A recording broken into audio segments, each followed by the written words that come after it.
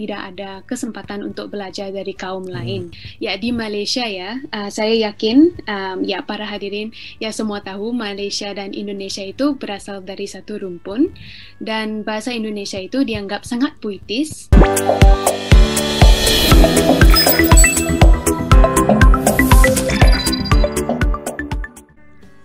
Assalamualaikum warahmatullahi wabarakatuh. Halo teman-teman, jumpa lagi di Aryan M Channel. Oke, buat teman-teman yang klik video ini seperti biasanya, saya harapkan mudah-mudahan teman-teman masih dalam kondisi sehat walafiat. Dan jangan lupa dukung channel ini dengan cara like, juga subscribe.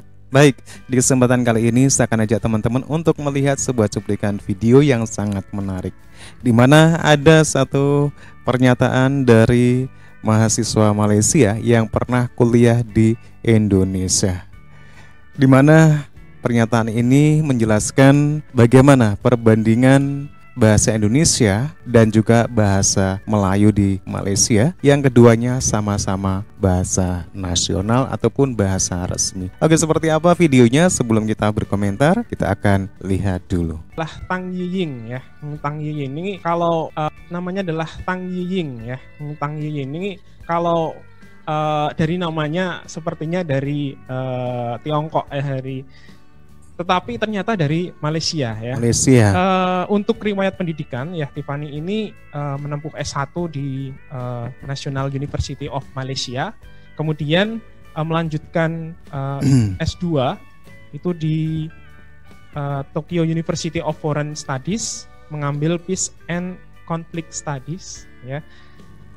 Tiffany juga ikut dalam pertukaran pelajar ya antara Malaysia dengan Jepang, kemudian berpartisipasi juga dalam beasiswa dan mahasiswa yang dapatnya di UPGRIS ya saat itu ya, penempatannya di UPGRIS. Kemudian salah satu prestasi Tiffany adalah tahun 2009, Tiffany ini menjuarai juara satu lomba membaca berita tingkat nasional ya saat itu, dan tahun 2009, dan Tiffany juga kemarin sempat menguasai tari Semarangan ya saat itu, dan ditampilkan di acara closing ceremony BPKLN ya, dapat banyak sekali mendapat apresiasi ya yang masuk ya, itu luar biasa sekali. Oke, kita akan melanjutkan memperhatikan pemaparan dari Tiffany mengenai bahasa Indonesia di mata dunia, terutama di Jepang ya. Ya, Tiffany disilakan. Halo, selamat siang semuanya. Bisa mendengar? Oke. Bisa haring. Oke. Ya, biasa saya mulakan. Selamat sejahtera, selamat siang Pak Rektor, para pengajar, Ibu Bapak, dan para hadirin sekalian. Ya, hari ini saya akan meneruskan presentasi topiknya bahasa Indonesia di mata dunia. Sebenarnya saya masih terkesan dari presentasi Mbak Alexandra ya, dan juga Bu Sari. Ya, meskipun jauh dari Indonesia tapi masih melestarikan budaya Indonesia dan juga bangsanya. Ya, sebagai pengenalan, nama saya Tiffany. Saya orang Malaysia asli. Malaysia. Saya sempat menjadi peserta dan mahasiswa tapi Cina ya, untuk setahun dari tahun 2018, dan saya pernah berkuliah di PGRI Semarang, dan sekarang saya berada di Tokyo untuk menjalani jurusan Peace and Conflict Studies S2 di Tokyo University of Foreign Studies. Dan saya juga sempat mengumpulkan foto-foto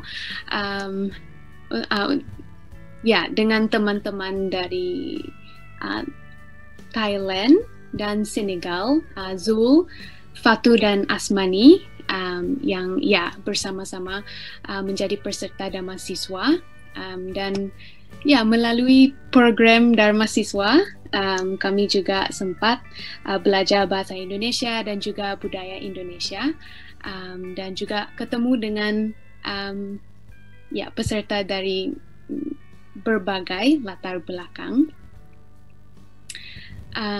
Ya, topik pertama, bahasa Indonesia di mata dunia. Menurut saya, bahasa itu adalah salah satu ciri khas dari sebuah negara, dan tentu saja setiap bahasa memiliki keunikan dan kelebihannya.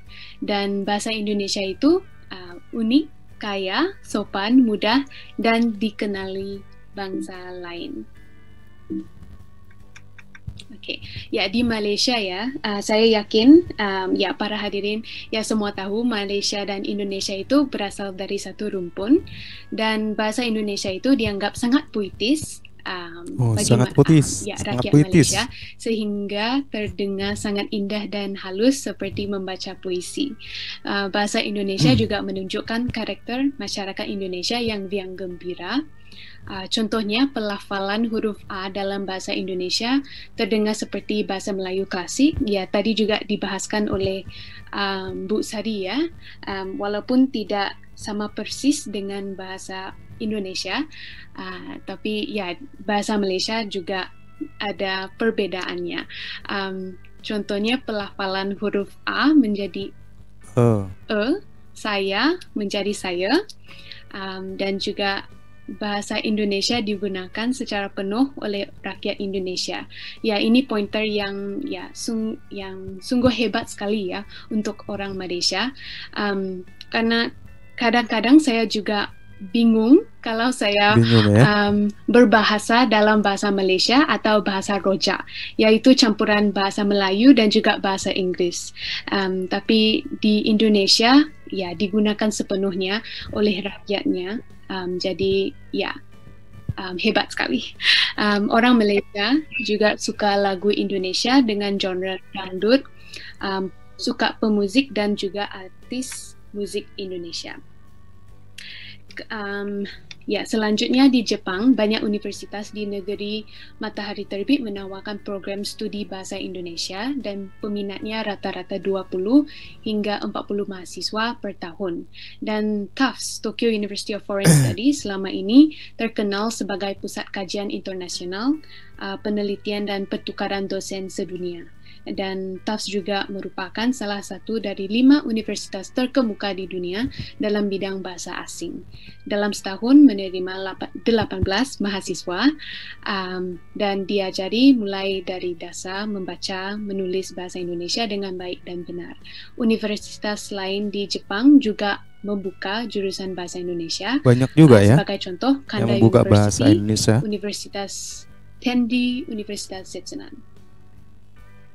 Ya, Jepang juga memiliki pusat studi bahasa Indonesia yang didirikan oleh Nihon Indonesia Gakkai atau Perhimpunan Pengkaji Indonesia Seluruh Jepang, bertujuan untuk meningkatkan kualitas pendidikan bahasa Indonesia di Jepang, dan beberapa universitas ternama sudah mulai mengajar bahasa Indonesia, dan tercatat lebih dari 12.500 orang peserta berpartisipasi dalam uji kompetensi bahasa Indonesia. Kompetensi. Ya, pasti ada yang bertanya-tanya apa yang dipelajari di jurusan bahasa Indonesia di Jepang. Mulai karena dari bahasa Melayu nggak ada ya, sastra, jurusan sejarah, bahasa Melayu. Kesenian tari, gamelan, agama, politik, dan lain-lain. Misalnya kelas tentang Kartini yang dikenal sebagai pelopor kebangkitan perempuan pribumi, dan membaca karya tersebut. Mahasiswa juga bisa belajar tentang kebudayaan Indonesia pada zaman dahulu dan perjuangan mereka untuk membangunkan Indonesia. Kadang-kadang menonton film, memasak kuliner Indonesia, ikut drama atau lomba bahasa Indonesia. Dan kampus di Jepang juga rutin mengadakan studi visit ke tanah air, contohnya ke Malang, Jawa Timur.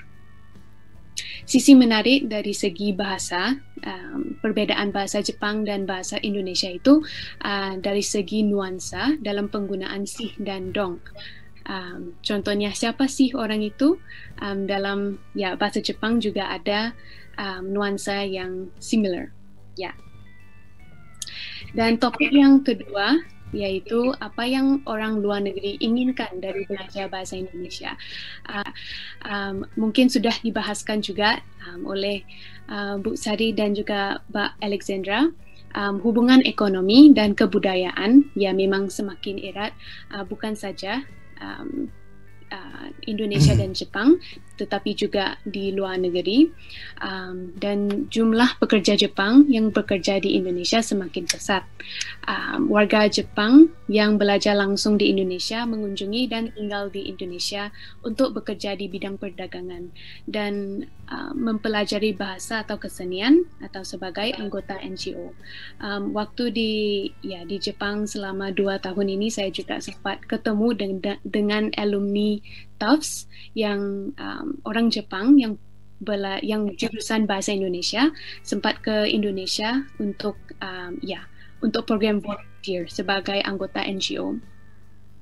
Pemerintah Jepang juga memiliki beberapa metode pengajaran bahasa Indonesia yang sesuai dengan orang Jepang. Reko mencatat bahasa Indonesia masuk peringkat 10 besar bahasa yang paling banyak dipakai di seluruh dunia. Yang paling banyak dipelajari di Jepang. Di Malaysia, sudah saya bilangkan tadi, bahasa Indonesia digunakan secara penuh oleh orang Indonesia. Tapi di Malaysia itu situasinya sedikit berbeda. Semua orang menggunakan bahasa Indonesia di Indonesia tanpa ada campuran bahasa Inggris. Menurut saya ini karena sistem persekolahan di Malaysia ada kaum yang tidak didedahkan kepada bahasa yang berbeda, makanya tidak ada kesempatan untuk belajar dari kaum lain. Kadang-kadang juga tidak yakin untuk bercakap dengan atau berbahas dengan orang lain karena tidak dapat mengekspresikan dirinya sepenuhnya. Berbeda di suasana Indonesia, persekitaran sekolah di Malaysia masih membeda-bedakan setiap suku atau etnik kaum, majoritas dari minoritas. Makanya kaum minoritas itu sukar untuk menjalinkan hubungan yang lebih erat dengan kaum majoritas atas faktor bahasa. Dan akhir sekali, kesan dan pesan. Pertama sekali, menguasai bahasa internasional. Bahasa Indonesia itu memang ada potensi besar untuk menjadi bahasa internasional, dan menurut saya bahasa internasional itu bukan bahasa asing, tetapi bahasa internasional itu bahasa percakapan antar bangsa, dan menguasai bahasa internasional itu pasti ada kompetisi. Dalam kompetisi dunia ini